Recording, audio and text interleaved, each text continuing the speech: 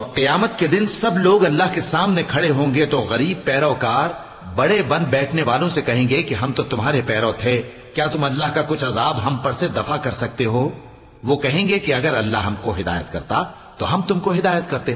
اب ہم گھبراہٹ ظاہر کریں یا صبر کریں ہمارے حق میں برابر ہے، کوئی جگہ رہائی کی ہمارے لیے نہیں ہے۔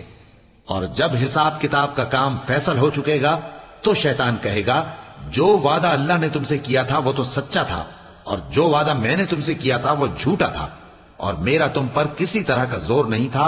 ہاں، میں نے تم کو گمراہی اور باطل کی طرف بلایا تو تم نے جلدی سے اور بے دلیل میرا کہنا مان لیا۔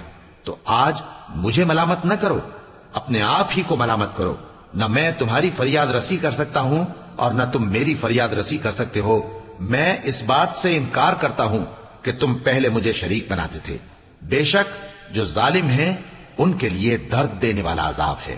اور جو ایمان لائے اور عمل نیک کرتے رہے وہ بہشتوں میں داخل کیے جائیں گے جن کے نیچے نہریں بہہ رہی ہیں۔ اپنے پروردگار کے حکم سے وہ ہمیشہ ان میں رہیں گے، وہاں وہ ہر ملاقات پر ایک دوسرے کو سلام کہیں گے۔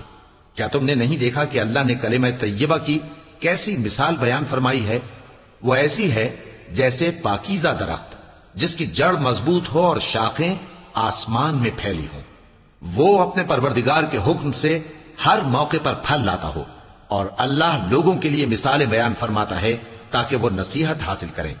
اور ناپاک بات یعنی غلط عقیدے کی مثال ناپاک درخت کی سی ہے کہ وہ زمین کے اوپر ہی سے اکھیڑ کر پھینک دیا جائے، اس کو ذرا بھی قرار و ثبات نہیں۔ اللہ مومنوں کے دلوں کو صحیح اور پکی بات سے دنیا کی زندگی میں بھی مضبوط رکھتا ہے اور آخرت میں بھی رکھے گا۔